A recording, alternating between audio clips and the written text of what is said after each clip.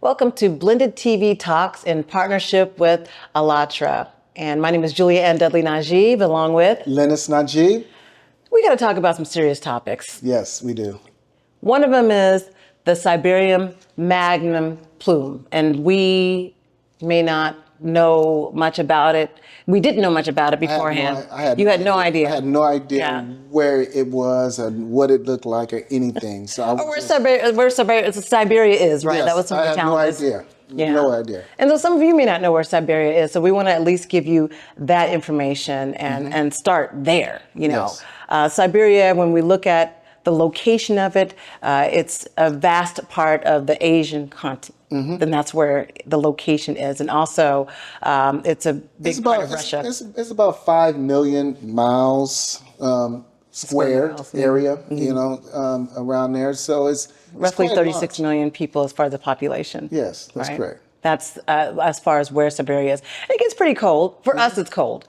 The middle of Siberia, they say, is about negative 10 degrees, 10 degrees Celsius, which is about 14 degrees Fahrenheit.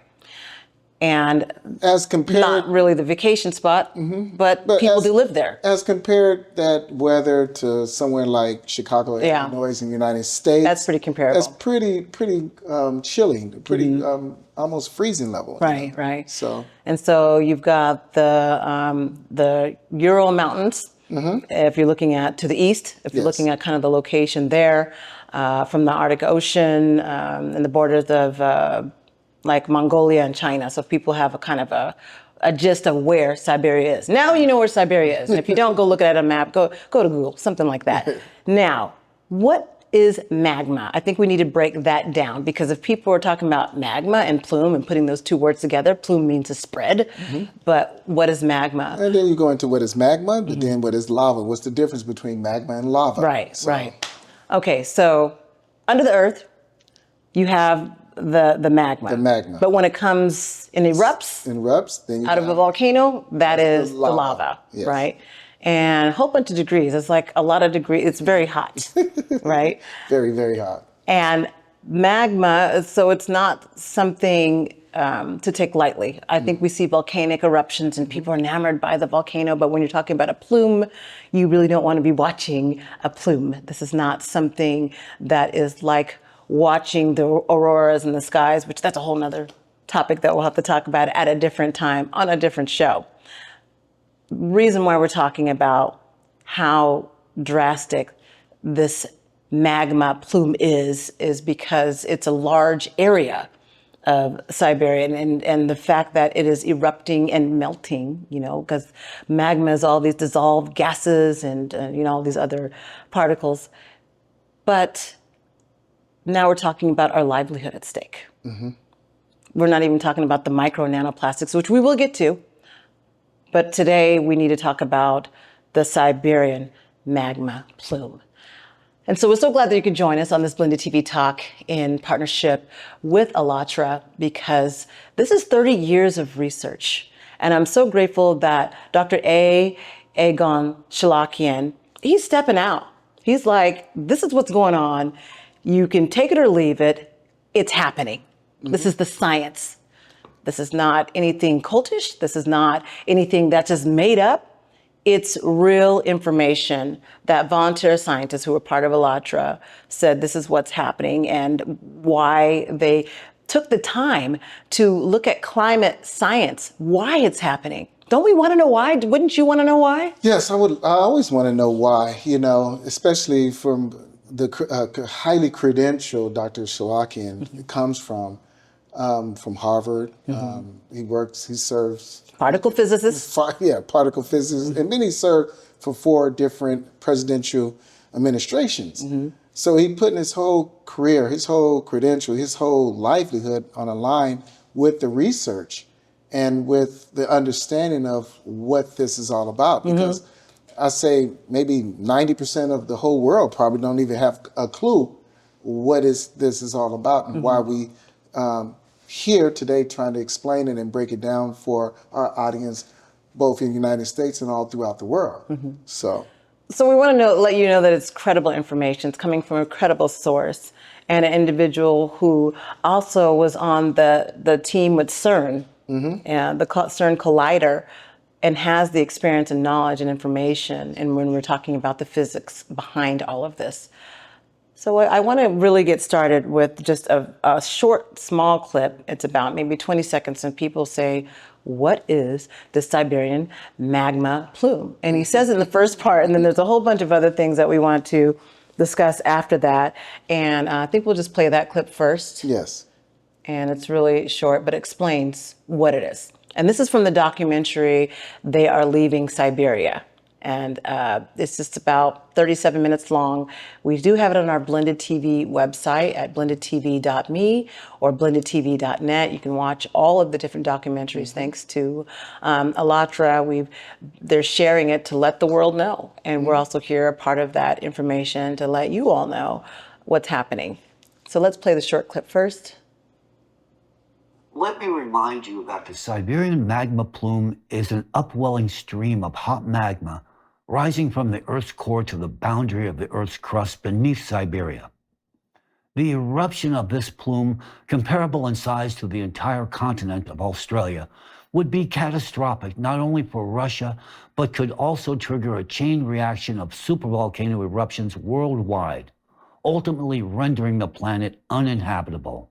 Whoa. Did you just hear that? Yes. Rendering the planet uninhabitable. That was the key first 20 seconds or so. Yes. When I was watching the documentary, I saw your expression. I was like, what? Uninhabitable? You know. You didn't see how serious it was. Because I Yes. kept telling you, magma plume. And you kind of just were, oh, okay, magma plume, when I was first talking to you about it. And I said, look, I'm going to be talking to Marina and Dr. Cholakian. And you're like, about stuff, about this. And you kind of just said, oh, okay.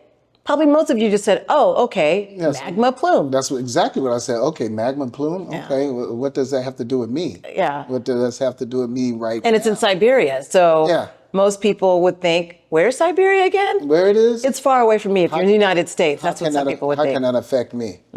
That's what I was like. What does that matter? And then you started watching it. And I saw the look on your face because you said, oh boy, this is a problem. I don't think you, even though you heard me talk about it, and I've, talked to different people from Alatra about it, and then I talked to you about it, it's different when you hear and see it. It's very different when you hear it from a credible source, and then you listen to his, you watch his eyes, you watch his eye expression, and him coming and risking it all, putting everything out there about what is about to happen if we don't take any action. And going into more so of why we talking about it, because, you see him there, you see this guy, and you would say, oh, this is going to be boring. Oh, this is going to be... Because the information is very dense. We get it. Yeah, it's very dense. It's a lot of information to take in for one person, even though this video is just 37 minutes and about 41 seconds.